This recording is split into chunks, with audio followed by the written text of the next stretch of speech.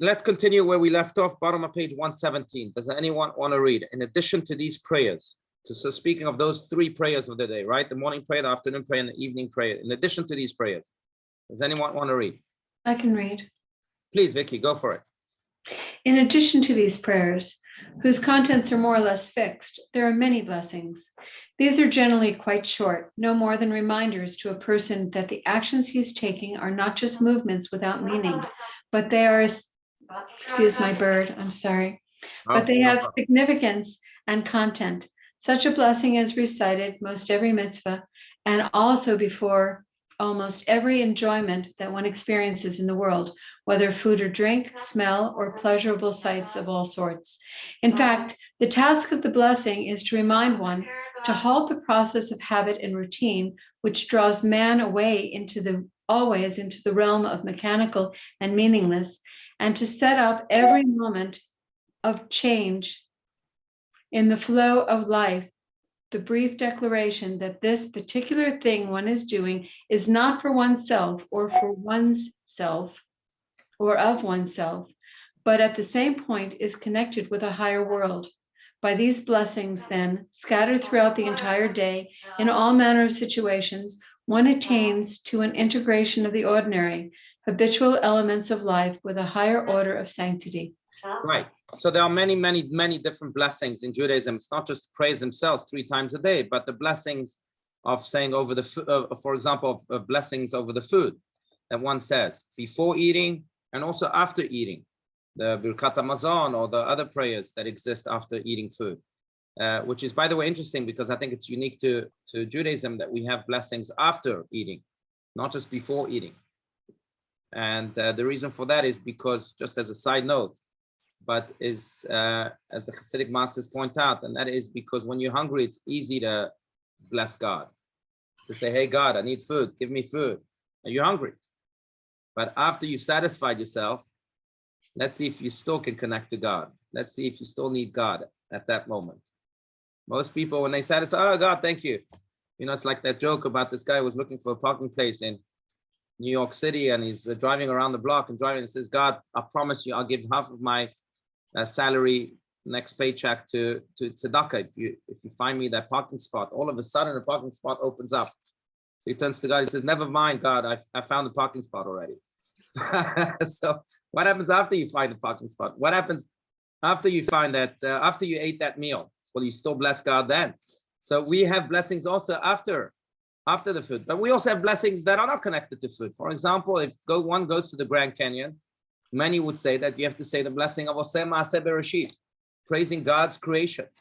What a creation that is of God. It's an astounding one. So you say a blessing. When there is a rainbow in the sky, you say a blessing. When there is a thunder, when you hear a thunder and you see a lightning, you say a blessing. All sorts of blessings on almost any and anything and everything in life. When you see someone that's particularly wise, you say a blessing over that person. When you see the Queen of England, Queen Elizabeth, someone that's royal, someone of high position, you say a blessing. There's blessings almost on everything in Judaism. Why? And as Rabbi Steinsaltz here explained so beautifully, it's to connect the habitual, as he calls it, right? Habitual, mundane matters of this world with the divine. It's to create this bridge between heaven and earth. It's to ensure that we are not just Homo sapiens, but we are divine sapiens also. We become one with God when we say that blessing, and by doing so, we're joining our earth to his heavens, or we're joining our body to his divine soul. And we have that opportunity at every given moment of the day. So therefore, we say a blessing, even when we eat, even when we go to sleep, even when we go to the Grand Canyon, there's a blessing to be said, again, to join heaven and earth. And in a way, I would say that's really the goal, as explained, by the way, is the goal of creation. The goal of creation is for us to draw down to this world so that he could dwell in this world. How does he dwell in this world? By evoking his name and by creating, again, building those bridges between heaven and earth. We draw God's presence down and we allow him to dwell in this world. When we express how great he is, God feels comfortable in that place, so in that space, because he's invited to that space through that blessing. So really, every prayer, every blessing, and there are many in Judaism. By the way, King David would say that, and it's brought down as part of Jewish law, that one should say at least 100 blessings a day. By the way, the Jewish prayers, 3 prayers, maybe we mentioned this last time, but the 3 prayers and the blessings that are said over the meals and other activities that we have usually will lead us to 100 blessings. It's not like we have to go out of our way to say 100 blessings. It's almost if you pray those 3 prayers, if you say the blessing over the foods and so on, you'll get to 100 blessings. But the reason we have at least 100 blessings a day to be recited is, again, so that we can transform our materialistic lives to spiritual ones, and thereby invite God to this world. So really, every blessing, every prayer is an invitation to allow God to come in. It's almost sending an evite. That's what people use these days, or a paperless invitation to God. Every time you say a blessing, you're sending that evite. You're saying, God, I want you to be a part of me. I want you to be a part of my world. That's really what it is. And, it reminds me of what the Kotzker, the Maggid of Kotz, the Rebbe of Kotz, was known for his fiery observations and remarks. Man of complete truth. He lived some 250 years ago, Rabbi Menachem Mendel Morgenstern. But there's a famous story about him on how he once asked his students, where is God? And his students replied, God is everywhere. And he said, no. And they told him, how could it be? You taught us that God is everywhere. And the Kotzker Rebbe so beautifully responded. He said, no, God is only in a place where you let him in. That's where God is. That's where he can be found. If you let him in. And in a way, these blessings, these prayers, is our way of letting God in, of saying to God, hey, come, join me in my eating experience. Come, join me in my travel experience. Come, join me in my bedroom, in my kitchen. Join me everywhere. When you let him in, and God is found there. And that's really the purpose of these prayers and blessings. Just want to add one more thing, and I want to open this up. Obviously, again, this has to be a two-way street, as we often say. But it's interesting to note that the word for prayer, we said, means connection. Tefillah does not just mean prayer, it means connection. When we pray, we connect to God. The word for blessing, bracha, does not just mean blessing. Bracha in Hebrew, by the way, is the same word for knee. Knees in Hebrew is berech. Berech. And we found this very peculiar word in an episode with Jacob, our forefather, where when he met, no, sorry, it wasn't Jacob. It was a servant of Abraham, Eliezer, when he went to find a wife for Abraham's son, Isaac. He met Rivka, the future wife of Isaac, by the well, and he was there with his camels. And then it says, Vayavrech et hagmalim. He kneeled the camels in order to then provide water for them. But berech, bracha, means again to kneel. It's like the knee that bends down, bows down. Why is that? Because the word for blessing in Hebrew means that we are kneeling towards God. We're saying, you know what? It's not just about me. It's about God too. So I'm almost bowing down to allow God to also come in, to acknowledge that God is a part of my story. It's not just about me standing strong all by myself. And it's, look, I'm at the center. I'm the only person that exists. Bowing down is an act of saying, okay, I'm not in it all by myself. God is with me. Maybe that's why when people are blessed, traditionally in Judaism, they bow down a little bit, and then the person who blesses them puts their hands on their knees, on their heads like this. Why? Because again, that's what the word blessing means, to kneel. But the essence of this word means that we are kneeling in order for God to come in. It's our way again of sending an evite, of saying, God, please come in. Therefore we bow down, therefore we kneel. So that's the idea of blessing is in the Hebrew word of prayer. That's a rich, of course, the Hebrew languages. And of course, it's in the Hebrew, it's in the Hebrew word of blessing, bracha. But of course, it's also in the Hebrew word of prayer, tefillah, which means connection. So we find that these two words really convey the deeper essence of what it means to pray and what it means to bless. It's simply inviting God, letting him in, making him a part of our lives, of our daily, mundane lives. But I'd love to hear your thoughts, your questions, your disagreements. Yes, Vicky, please. Rabbi, why is it that Jews don't actually kneel? I believe way back we used to, but we don't anymore. We Right. just rock.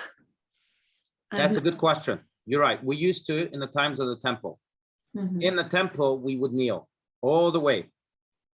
All right. We would bow down with our entire bodies, with our heads touching the stone. Now, why? Because in the times of the temple, God's presence was dwelling there in the temple. So when we were bowing down in the temple, there was no question, no doubt in anyone's mind that we were bowing down to God. God's presence filled the temple. Ever since the temple was destroyed, we don't want to give the impression, God forbid, that we're bowing down to stones, bowing down to the floor. So we don't bow down, not to give that impression that we are bowing down to something other than God. And also to create this pinch in the heart, that we have to be a little bit disturbed that the temple hasn't yet been rebuilt, that, redemption hasn't yet come. And that in a way causes us to yearn for it even more, to act towards it even more. But that's a good point. You're right. Now, there are exceptions to that. I mean, at least according to some customs. It's true that you won't see Jews kneeling completely with the entire body, but at least in the Ashkenazic synagogues, on Yom Kippur, on the holiest day of the year, during the Musaf prayer, Jews bow down all the way, as they would to, and as they would, bow down in the temple during certain moments of that Musaf prayer. So, on the holiest day of the year, some Jews have the custom to go all the way. Why? Because it's the holiest day of the year again. So you remove the holiest day of the year, removes doubts that on the holiest day we're bowing down to something else. So therefore, some permit it. Some Sephardic Jews don't do that, but Ashkenazic Jews do that on Yom Kippur. It depends on the custom you follow. But good question. So if the temple is rebuilt, we go back down to the ground? That's right. Amen. It should happen today, yeah. Rabbi, I heard also that we don't do it because the only time the Jews used to bow down was in front of the Kohen Gadol. No, we never bow down in front of people. In fact, no,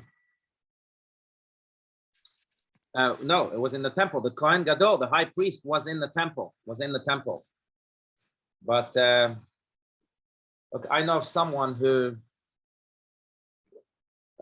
this rabbi who's really very well admired and respected, but he was invited to a Saudi prince. Whatever, I don't have to share the story, but it just comes to mind, so I'll share it. So he was invited by some Saudi prince, and the Saudi prince created a path of entry for all those people who visited him in his palace that almost forced people to bow down to him when they came into the room. So there was like this little tunnel that was too short or too low for most people. And if you're of the average height, you would have to bow down to go through this tunnel so that when you finally reach his room, you'd be in a position that's bowing down. And the Saudi prince would feel good about himself because everyone's bowing down to him as they come in. Apparently, that's how he built his palace. Now, this big rabbi was invited to meet the Saudi prince, but he knew about this tunnel. He didn't know what to do. Because in Judaism, you don't bow down to human beings. You bow down to God himself. That's the story of Purim. That's how the story of Purim began. Mordechai would refuse to bow down to Haman. So what did he do? He went in backwards. So that when he entered the palace, It was the other part of his body showing and not his head. And he had an excuse, whatever. But that's sometimes how careful we have to be. In any case, so you don't bow down to the high, even if it's the high priest, even if it's the Kohen Gadol in the temple. The only reason we bow down is because God, again, dwelled it. So we bow down to God, yeah. Rabbi, Yes, Gila. I was going to ask you about the word prayer in Hebrew, lehit palel, a reflexive verb word. Can you elaborate on some of the reasons that the word lehit palel, the word to pray, includes that piece of the reflexive part of the verb? Right, you mean with hitpa'el, the verb being hitpa'el verb, right? Lehit palel, to pray, right? Right. So I've heard that it's an encouragement to self-reflect. Good, that's an excellent question, right? So in Hebrew, those are familiar with the grammar of Hebrew, so you have verbs that relate to your direct action, and you have words or verbs that direct to actions that are happening to you. Like you don't initiate, but it's others initiating towards you. Lehit palel is that type of verb. It's called the hitpa'el verb. So it's that type of verb in which you are speaking about something happening to you, not something that you yourself initiating, right? Gila, that's the question you're asking. So why is lehit palel? Why is prayer, when we say ani olech litpalel, I'm going to pray, for example, why does it sound in Hebrew as I am going to accept a connection upon myself, instead of saying I'm going to connect, which would be the natural way of saying things, because that's what prayer is about. And I think there's a deep reason why, and I'm glad you brought it up, Gila. That's because you can try and connect as much as you want to God, but your prayer won't be a prayer if God did not connect to you. What does this mean? What this means, I think it's one of the great and maybe most important lessons of life. Sometimes we want our day to look a very certain way. We will say to God, look, this is what's on my agenda today. This is my plan. This is what I need to accomplish. So we go into prayer saying to God, I need A, B, and C, and D to happen. And we think that we prayed when we did that. And yet Judaism is telling you through this verb, lehit palel, not what otherwise we would say in Hebrew, liflol, maybe, that would be the word, right? But lehit palel, what we are saying is that prayer is not coming to God with an agenda saying, hey, I need A, B, and C, D, F to be fulfilled today.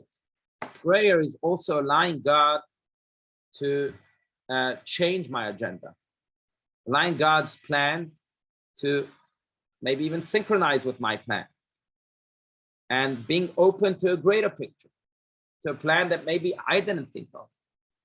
So in other words, when I come to pray, I'm not just coming to say to God, this is what I want. I'm also coming to say to God, I'm open to that which you want of me that I may not want. So I'm allowing God in, bringing him in. And that's why lehit palel is lehit palel. That's why we say it that way, to convey the message of prayer. Message of prayer is not just coming with my request, but it's also coming to listen to God's request of me, even if they don't fit with my request. It's the ultimate type of meeting.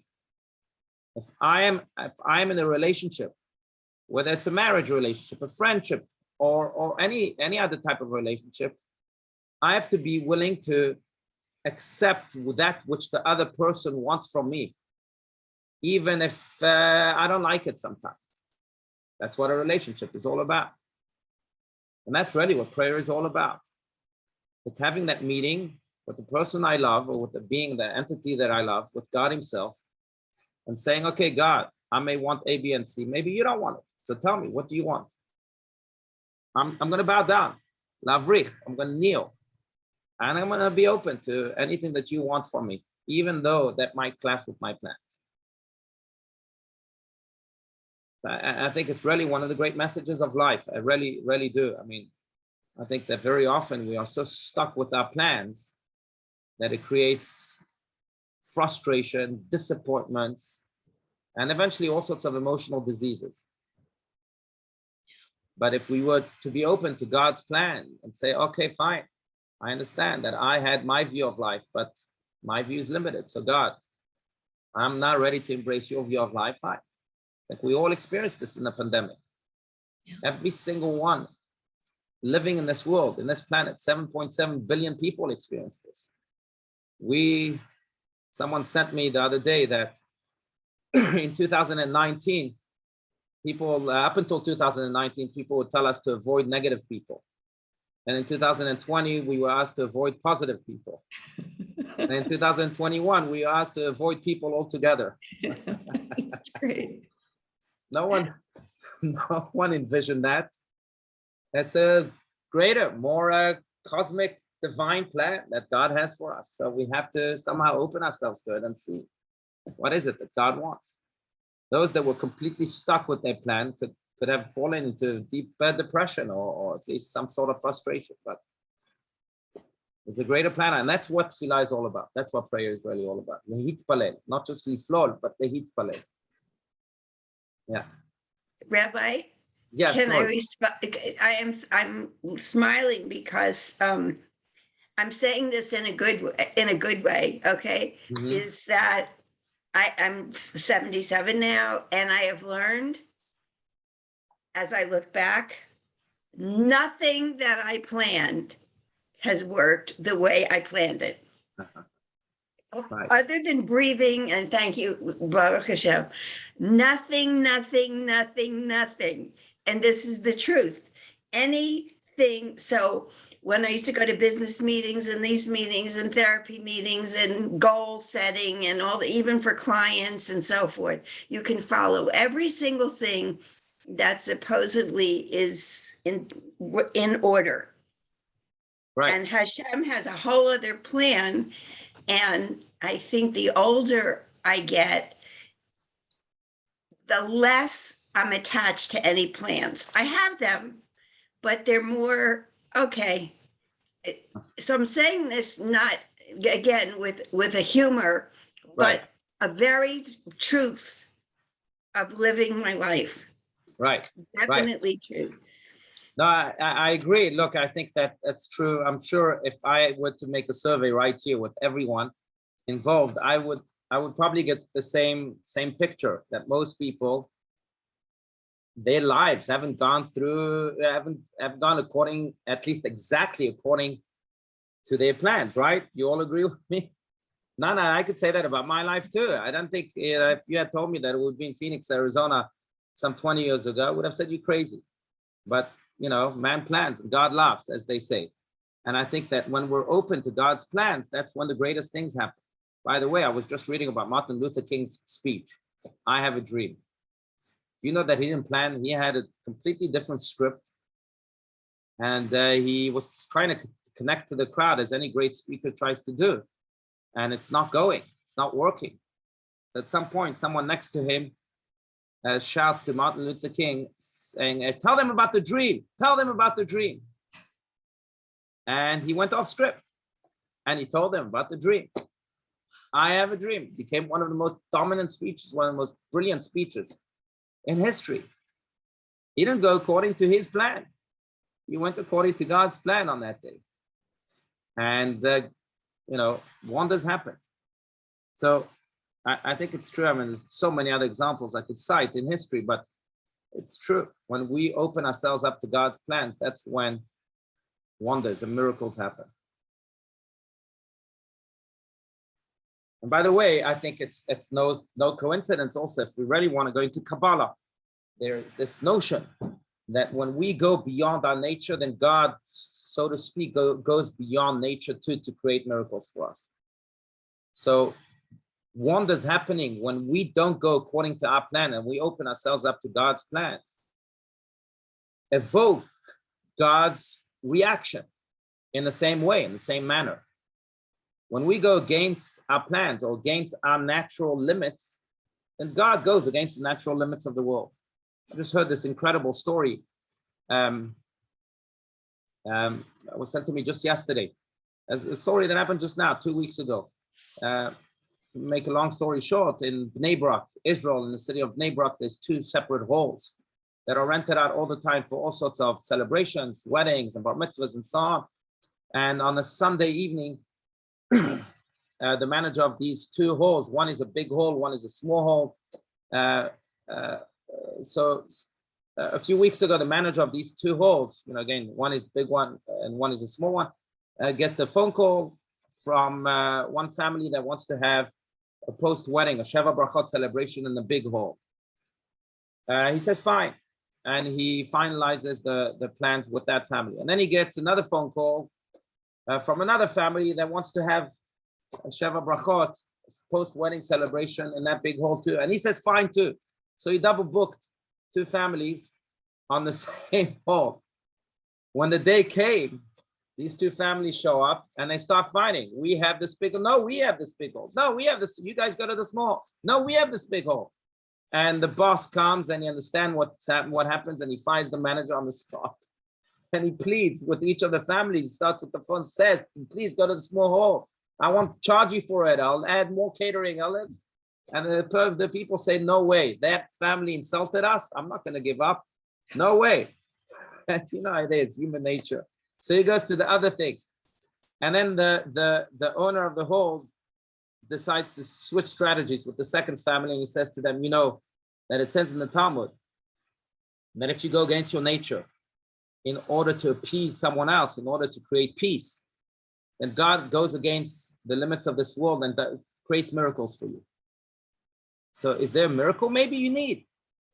Maybe there's a miracle that you need, and you'll go to the small hall and there'll be peace here.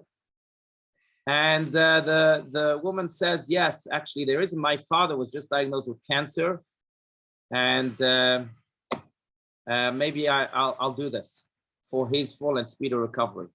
He's supposed to have radiation and chemo, whatever it was, this coming Thursday. This was a Sunday evening. This Thursday, he's supposed to have chemo and radiation, another CT scan beforehand.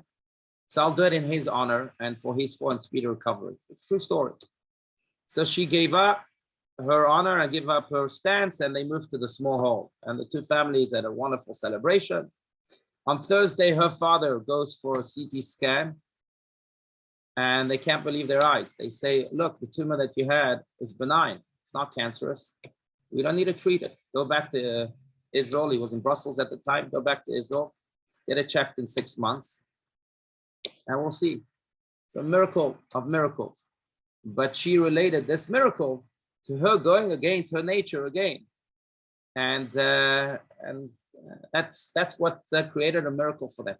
But what I'm saying is that the story carries this point, and that is that if a person goes against his own nature or puts his plans aside, yes, my plans was to go into that big hall. All right, fine. That was your plans. Be open to God's plans for you. And you can sometimes, just be a little more flexible towards human beings. Even if people insulted you, okay. And that's exactly what this woman did for the speedy recovery of the father. So she went against her nature, and God went against nature altogether and created this miracle for her father. It just happened 2 weeks ago. But it's again in line with what Kabbalah teaches us. That's how God functions. We go against our nature, God goes against his nature. But that's what tefillah again is all about. Saying that to our plans, that sometimes we have to move them aside in order to allow God to come in and give us his plans, even if his plans don't always coincide with ours. Okay, any other comments, questions? I'm happy to continue to study together. Otherwise, we can continue here on page 118. No? Okay, so let's continue. Besides the weekdays, top of page 118. Does anyone want to read? Okay. Please, yes, go for it. Yeah. Besides the weekdays with their own round of daily prayer, there are the larger cycles of the week, the month, and the year, each with its special days, Sabbaths, festivals, and days of remembrance. The days of remembrance are usually holy days, fast days recalling distressing events in the nation's history, or joyful days to commemorate miracles and acts of divine grace. The central pillars in the structure of Jewish time, however, are the Sabbaths and the holidays written about in the Torah itself. The theme of these days and their special quality is a certain festive tranquility. They are days of absolute rest from work and activity of all kinds. Right. Maybe just one more little paragraph because it was Sure. on the Shabbat, which was a part of this paragraph. Go for it. Yeah. The Sabbath, with its severe prohibitions against all work, is actually connected with the process of creation, just as the creation of the world took place in 6 stages, 6 days of forming the things that comprise the physical world. So are the days devoted to working on the material world, repairing it, building it up, raising it to a higher level, and the Sabbath that follows is again a return to the life within oneself, a return like that of the Creator himself to the higher worlds, the spiritual essences, the changeless source of all change. For being in the image of God, man must continue to carry or to supplement and to repair the original creation, and then retreat into himself, withdrawing from physical creativity and renewing the holiness that comes from rest and complete peace. Right. So that's embedded almost in the creation of man. It's almost like an electrical current going back and forth, back and forth, back and forth all the time. In a way, we were created like that we were created to go into the world and engage with the world and again, make the world holy. But we also created to yearn for something that's greater than the world, to reconnect to our divine source, to God himself, to retreat. And therefore, God created the Jewish calendar in such a way that you have days for our current, our electrical current, so to speak, to go into the world. So you have the 6 days of the week in which we must be engaged with the world and elevate this world. And again, create this bridge between heaven and earth. And you have days where we retreat. The current goes the opposite direction, like the Shabbat, or like the festivals, or like other days, or fast days, like he mentions here. Was it fast day? Yeah, fast days and days of remembrance, where the current goes backward or back into ourselves, so that we can reconnect to God himself and to our souls, to our deeper self, so to speak. So we have this current that happens all the time. I think that also explains some just simple human behaviors, such as the yearning for vacation. Everyone yearns for vacation. Why? Why? I think that's because we yearn to reconnect. We just call it vacation, not knowing what we're really yearning about. But we yearn to reconnect from time to time. Thank God, that's why we have the Shabbat. That's why we have holidays. On the other hand, on the flip side, you have people who work, who also yearn to achieve things, to make a difference in the world, as we say. Why? Because that's the direction, one end of the direction of the current that is embedded in us, so to speak. So we have this duality in the human being, but a duality that again is given expression in the Jewish calendar with the work days, the weekdays, and then with days like Shabbat and festivals. Now, I think that the more a person is in tune with the calendar, the more balanced the person will be, the more wholesome a person will be. If I know that on the work days I have to work, but on Shabbat I have to retreat and work on that retreat, then I think psychologically, emotionally, we'll feel much more balanced. Sometimes we can be off balance simply because we either work too much without having the Shabbats and the festivals, or sometimes because we're on vacation mode too much and we don't have the work days or the weekdays that pull us to work and to engage with this world. But I think that God divinely designed the calendar so that we could create true balance in us if we can follow his calendar in such a way. And it takes a lot of effort, of course, but I think it's achievable. It's doable. If we can really connect to Shabbat the way we meant to connect to it, and then connect to the weekdays the way we meant to connect with them, then we'll have this emotional and even spiritual balance within us that will certainly make us wholesome, or at least make our being, our emotional being wholesome. So that's that. It reminds me, Rabbi Steinsaltz once mentioned that Rabbi Elimelech of Lizhansk, who was one of the great Hasidic masters, and when he would pray, he would wear a watch. And from time to time, he would look at his watch. Why? To bring him back to the world. See, in the upper worlds, there's no dimension of time. So what can ground him to this world? Time.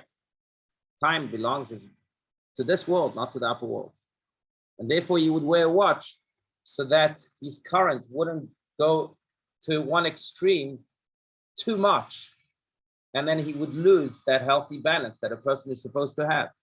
So he would wear a watch and look at the clock from time to time, just to, again, create this healthy balance. Now, Rabbi Steinsaltz would often add, most people today, when they pray and they look at their watch, it's not for that reason. It's for other reasons. They just want to get over with the prayer already. But for him, Rabbi Elimelech, it was specifically for that reason. The Lubavitcher Rebbe, Rabbi Schneerson of blessed memory, there were two types of talks that he gave. One type was just regular discourses, which expounded on all sorts of beautiful and really transformative and relevant and just life-changing lessons from the weekly portion usually. And some were much higher than that. Some were called ma'amarim. When the Lubavitcher Rebbe delivered a ma'amar, he typically delivered some of the most complicated Kabbalistic notions about the upper world and so on. Now, the ma'amar was a whole different experience for those listening to him, because they would first and foremost have to stand up. Everyone would stand up in ma'amar, and then visibly you would see the Rebbe being transported to a different world. You would actually see it on his face. But what he would do for the recitation of the ma'amar is actually take a handkerchief and wrap it around his hand. And he would explain also that would be so that he wouldn't need to expire and go to that extreme, because that current can lead to that extreme when you're in the upper worlds. So something to ground him. In order for him to stay grounded, he would again wear this handkerchief. So we find that this current also expresses itself in activities that we do. Sometimes it's in prayer, like Rabbi Elimelech of Lizhansk. Sometimes it's in teaching the highest forms of Kabbalah and of Torah, like by the Lubavitcher Rebbe. So this current is also expressed in some activities that we do. But it's certainly expressed in the structure of the Jewish calendar.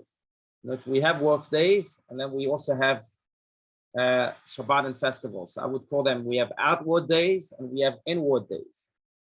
So it's true for days and it's true for activities. You have inward activities, you have outward activities. And in order to create a healthy balance inside of us here, then we need to have a healthy balance between the inward and the outward, both in our activities and of course in our day-to-day life. I would love to hear your comments again.